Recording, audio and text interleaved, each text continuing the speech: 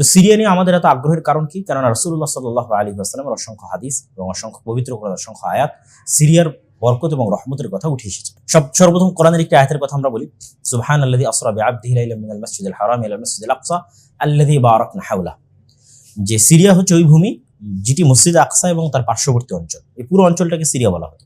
ফিলিস্তিনও সিরিয়ার অন্তর্ভুক্ত, লেবাননও সিরিয়ার অন্তর্ভুক্ত, জর্ডানও সিরিয়ার অন্তর্ভুক্ত, আজকের সিরিয়াও সিরিয়ার অন্তর্ভুক্ত, আজকের ইসরায়েলও সিরিয়ার অন্তর্ভুক্ত। আল্লাহ নবী যখন শাম শব্দটা উল্লেখ করবেন তখন পুরোটাই সিরিয়ার অন্তর্ভুক্ত। যেমন রাসূলুল্লাহ সাল্লাল্লাহু আলাইহি ওয়াসাল্লাম বলেছেন, আল্লাহুম্মা বারিক লানা ফি শামিনা, হে আল্লাহ আপনি আমাদের শাম, তিনি বলেছেন আমাদের শাম, হে আল্লাহ আপনি আমাদের শামে বরকত প্রদান করুন। এবং অসংখ্য হাদিসে রাসূলুল্লাহ সাল্লাল্লাহু আলাইহি ওয়াসাল্লাম ইঙ্গিত দিয়েছেন শামে দ্বীনের স্থায়ীকরণের বিষয়, যে লা তাযালু তাইফাতুম মিন উম্মতি যাহিরিনা আলাল হক, আমার উম্মতের একটা দল চিরদিন হকের উপর টিকে থাকবে, তাদের একটা অংশ চিরদিন শামে থাকবে।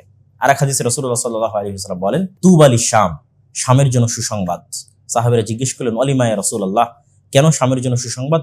তখন রাসূলুল্লাহ সাল্লাল্লাহু আলাইহি ওয়াসাল্লাম বললেন যে আল্লাহ সুবহানাহু ওয়া তাআলার ফেরেশতারা বাসিতাতুন আজনিহাতাহা আলাইহা, আল্লাহ সুবহানাহু ওয়া তাআলার ফেরেশতারা তাদের রহমতের পাখা শামের উপর বিছিয়ে রাখেন। আর এক হাদিসে রাসূলুল্লাহ সাল্লাল্লাহু আলাইহি ওয়াসাল্লাম বলেন, সায়াসিরুল আমরু ইলা আন তাকুনু জুনুদাম মুজান্নাদাতান, জুনদুন বিশ-শাম, জুনদুন বিল ইয়ামান ওয়া জুনদুন বিল ইরাক। আল্লাহ নবী বললেন, অচিরেই একদিন এমন এক সময় আসবে যখন তিনটি বাহিনী তিনটি স্থানে লড়াইরত থাকবে। একদল বাহিনী ইয়ামানে লড়াইরত থাকবে, একদল বাহিনী ইরাকে লড়াইরত থাকবে, একদল বাহিনী শামে লড়াইরত থাকবে। সাহাবীরা বললেন, খির লানা ইয়া রাসূলুল্লাহ, আমাদের জন্য আপনি কোন বাহিনীর সাথে সম্পৃক্ত হওয়া পছন্দ করবেন? আল্লাহ নবী বললেন, আমি তোমাদের জন্য শাম, সিরিয়ার বাহিনীর সাথে সম্পৃক্ত হওয়া পছন্দ করব।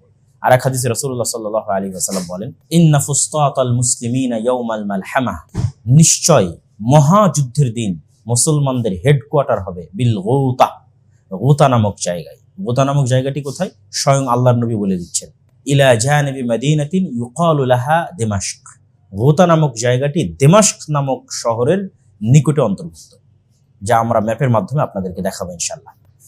আর এক হাদিসে রাসূলুল্লাহ সাল্লাল্লাহু আলাইহি ওয়াসাল্লাম বলেন, আবু দারদা রাদিয়াল্লাহু তাআলা থেকে বর্ণিত, তিনি বলেন, রাসূলুল্লাহ সাল্লাল্লাহু আলাইহি ওয়াসাল্লাম বলেন, বাইনা আনা নাইমুন ইযা রাআইতু উহতুমিলা আমুদাল কিতাব উহতুমিলা মিন রাসি, আমি একদিন ঘুমন্ত ছিলাম, স্বপ্নে দেখছি আমার মাথার নিচ থেকে কিতাবুল্লাহ, আল্লাহর কিতাব টেনে নিয়ে যাওয়া হচ্ছে। যেতে যেতে দেখলাম সেটিকে শাম নামক এরিয়ায় নিয়ে যাওয়া হয়েছে। তারপর রাসূলুল্লাহ সাল্লাল্লাহু আলাইহি ওয়াসাল্লাম বলেন, আলা ওয়া ইন্নাল ঈমান বিশ-শাম হিনা তাকাউল ফিতান, অবশ্যই জেনে রাখো যেই দিন সমগ্র পৃথিবী ফিতনায় পরিপূর্ণ হয়ে যাবে সেই দিন ঈমান শামে থাকবে, সিরিয়ায় থাকবে। রাসূলুল্লাহ সাল্লাল্লাহু আলাইহি ওয়াসাল্লাম আরেক হাদিসে বলেন, ফা ইন্নাহা খায়রাতুল্লাহি মিন আরজিহি, শাম হচ্ছে পৃথিবীর মধ্যে আল্লাহর বাছাইকৃত ভূখণ্ড। ইয়াজতাবি ইলাইহা খায়রাতুহু মিন ইবাদিহি, আর এই ভূখণ্ডের জন্য আল্লাহ সুবহানাহু ওয়া তাআলা তার মনোনীত বান্দাদেরকেই পছন্দ করে থাকেন।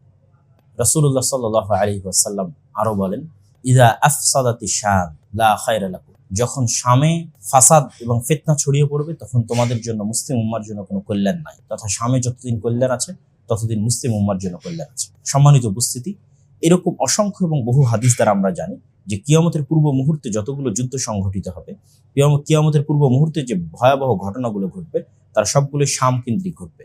মক্কা এবং মদিনা কেন্দ্রিক এই জন্য ঘটবে না যে মক্কা এবং মদিনাকে ফিতনা থেকে মুক্ত রাখা হবে, এই জন্য মক্কা মদিনা কেন্দ্রিক ঘটবে না, কিন্তু শাম কেন্দ্রিক ঘটবে। আর শাম হবে মুমিন মুসলমানদের হেডকোয়ার্টার এবং তাদের আশ্রয়স্থল। এবং আমরা জানি ঈসা আলাইহিস সালাতু ওয়াস সালাম দামেস্কের মসজিদ আল উমাবি যেটিকে বলা হয় সেখানে তিনি অবতরণ করবেন। ঠিক তেমনি আমরা আরো জানি যে ঈসা আলাইহিস সালাতু ওয়াস সালাম এবং তার সাথে যে মুজাহিদগণ থাকবেন তারা এই শাম থেকেই দাজ্জালকে হত্যা করার জন্য রওনা দিবেন এবং দাজ্জালকে জেরুজালেমের বাব আল-লুদ নামক স্থানে ঈসা আলাইহিস সালাতু ওয়াস সালাম হত্যা করবেন। এবং আমরা আরো জানি যে রাসূলুল্লাহ সাল্লাল্লাহু আলাইহি ওয়াসাল্লাম আরো অন্যান্য হাদিসে বলেছেন যে মদিনা থেকে শ্রেষ্ঠ একদল মুজাহিদ বাহিনী বের হবে যারা ঈসা আলাইহিস সালাতু ওয়াস সালামের নিকটে আসবে, তার সাথে যুদ্ধ করার, তার সাথে একত্রিত হয়ে যুদ্ধ করার জন্য দাজ্জালের বিরুদ্ধে। তো সম্মানিত উপস্থিতি, পুরো বিষয়টিকে সামনে রেখে আমরা এতটুকু আশা করতে পারি যে শামে যদি কল্যাণ থাকে, শাম যদি একত্রিত হয়, ইনশাআল্লাহ মুসলিম উম্মার জন্য কল্যাণ আছে। সিরিয়ার গৃহযুদ্ধের বিষয়ে আমি বিস্তারিত এই বইটিতে লিখেছি, ফিলিস্তিন ও সমসাময়িক মুসলিম বিশ্ব। এই বইয়ের মধ্যে সিরিয়ার বিষয়ে বিস্তারিত আলোচনা আছে, হিজবুল্লাহর বিষয়ে বিস্তারিত আলোচনা আছে, ইরানের বিষয়ে বিস্তারিত আলোচনা আছে, বাশার আল আসাদ সহ তাদের বিষয়ে বিস্তারিত আলোচনা আছে। আর সংক্ষিপ্ত আলোচনা আজকে আপনাদের সামনে তুলে ধরলাম। এবং আমি বিশ্বাস করি যেই দিন শাম এবং মিশর এক শাসনের অধিভুক্ত হবে, যেই দিন শাম এবং মিশর এক শাসনের অধিভুক্ত হবে, সেই দিন জেরুজালেম অবশ্যই মুক্ত হবে ইনশাআল্লাহ এবং কল্যাণকর শাসনের অধিভুক্ত হবে। আমরা আল্লাহর কাছে দোয়া করি যে আজকে আহলুস সুন্নাহর বিজয়, সুন্নি মুসলমানদের যে বিজয় সিরিয়ার মাটিতে সংঘটিত হয়েছে, এই বিজয়কে যেন আল্লাহ সুবহানাহু ওয়া তাআলা কবুল করেন, এই বিজয় যেন আল্লাহ সুবহানাহু ওয়া তাআলা বরকত দান করেন এবং এই বিজয়কে আল্লাহ সুবহানাহু ওয়া তাআলা যেন ওসিলা বানান, মুসলমানদের জন্য জেরুজালেমকে মুক্ত করার ওসিলা হিসেবে কবুল করেন। আল্লাহুম্মা আমিন। আর আসলে এই পরিবেশটা আল্লাহ সুবহানাহু ওয়া তাআলা তৈরি করে দিয়েছেন। দেখেন, রাশিয়া ইউক্রেনে ব্যস্ত, আমেরিকা ইউক্রেনে ব্যস্ত, ইরান এবং হিজবুল্লাহ ইসরায়েলের সাথে ব্যস্ত, আবার আমেরিকাও ইসরায়েলের এখানে ব্যস্ত হামাসের সাথে যুদ্ধের জন্য। তাহলে বিশ্বের যতগুলো বড় বড় শক্তি আছে সবাই নিজ নিজ জায়গায় ব্যস্ত থাকার কারণে এখানে তারা কোনো সময় এবং কোনো শ্রম এবং কোনো অর্থ দিতে পারেনি, ফলত অতি দ্রুততার মধ্যে তারা বিজয় অর্জন করেছে। তাই এই যে পরিবেশটা আল্লাহ সুবহানাহু ওয়া তাআলা তৈরি করেছেন, এটা আল্লাহই তৈরি করেছেন, এই বিজয়ের পরিবেশ।